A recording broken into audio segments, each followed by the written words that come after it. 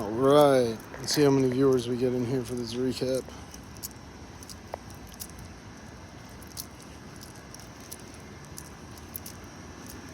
Zero viewers? We need some of our viewers to get in here before I start the recap. Well, I'm going to save the live anyway. But it would be better if we had live viewers.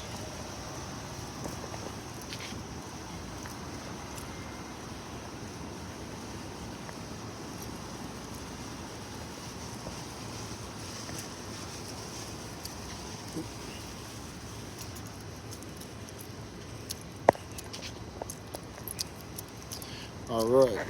Put it this way. Orientation is locked. Okay. All right, so let's start this live SmackDown recap, and I'm going to save the live for anyone who wants to watch it later. So, first of all, I'm going to start by saying me and DNA went to the SmackDown Live in Madison Square Garden. It was awesome. It would be hard for anything to really follow that as terms of SmackDown and Raw go. But it was a pretty good episode overall. It opened up with Bianca cutting a promo, leading into, obviously, SummerSlam, where they're trying to set up some sort of title match situation. And Charlotte interrupts, and it just kind of gets the tease right there into our first match. Now, mind you, we're already like 20 minutes into SmackDown at this point, 15, 20. I'm going to explain why I say that. Our first match is Brawling Brutes. You got Ridge Holland and Sheamus versus Pretty Deadly. Now, Pretty Deadly we saw live at Madison Square Garden. I think it's not my favorite gimmick that I've seen, but I get it. But it was a good overall match. I think Sheamus in this form is my favorite. And I think a lot of people's favorites. The Brawling Brutes, when they come out and they're like, fight.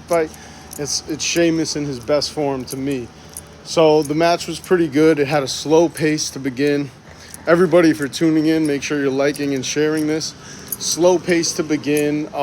Sheamus had his moments.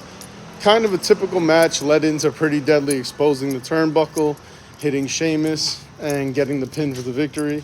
And I wanted to say that, I'm going to go this way.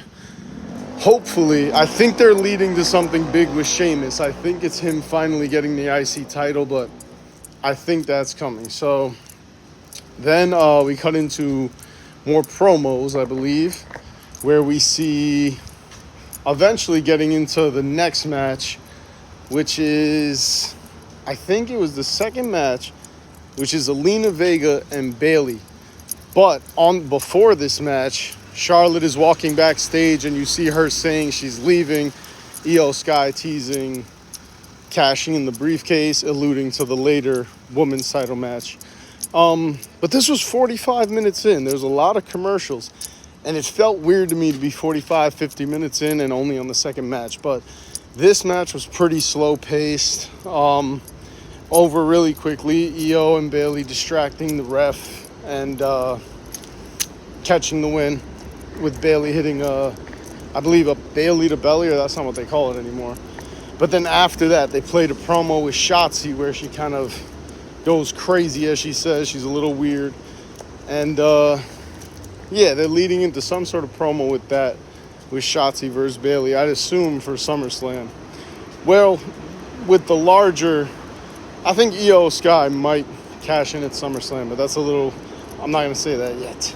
We'll see what happens. But anyway, we get more promos. This is when Jey Uso comes out and cuts the best promo I've seen from them. From this whole Bloodline story is amazing, but this was the best promo probably since the pin. But that wasn't really a promo that's happened, and it leads to him hitting the super kick on Paul Heyman, him fighting his brother, ending with the chair in his hand. It was great, and I remember I told DNA, I was like, I think he might do it. And DNA said, man, I'm not falling for that again. So we'll see what happens with that. Anyway, this leads into, I believe this is where we see another short promo where Bobby Lashley steps out of a limo. He sees the Street Profits, and they all get in the limo together, leading into the Fatal 4-Way USA Invitational with AJ Styles, Escobar, Grayson Waller, who me and DNA saw his first main stage match kind of, and Butch, used to be Pete Dunne. And it was a pretty fun, exciting match, but the best part was definitely when Escobar surprisingly took the win on it. You hear "This is awesome" chants. Michael Cole gave Austin Theory a burn, so they never do that for his matches. And it was really cool to see Escobar get that win and finally get the shine that he deserves. Maybe even cooler, the biggest reaction from the crowd from the crowd that night, was afterwards when LA Knight came and said he should have been in the Invitational, and the crowd went crazy cheering for him. And he said even though he's not in the Invitational, he's still going to go for the U.S. belt. So I think at this point, meaning behind the scenes, is kind of forced to push him. And that leads into the main event, which is Asuka versus Bianca Belair for the Women's Championship with Charlotte ringside. Well, I believe, they showed that she was ringside before she ran out. There was a bunch of people who jumped in. And I say that because it was a pretty typical match leading into a disqualification ending with Io and Bayley and Charlotte all jumping in and getting involved. And it just kind of faded out on that. So SummerSlam predictions, I'm thinking there's going to be a triple threat. Bayley, Asuka, and Charlotte. Bianca, Asuka, and Charlotte, which I'm all for. Grayson Waller's going to get some sort of SummerSlam look, I think. I'm not really sure. And as for the Bloodline thing, I'm not making any predictions because I'm going to go with what DNA said. I'm not falling for that again. Attitude Era Podcast. Make sure you like and share. Follow the Patreon at Attitude Era Podcast. We've got a full Val Venus interview coming out, a Eugene interview, and a lot more. So stay tuned.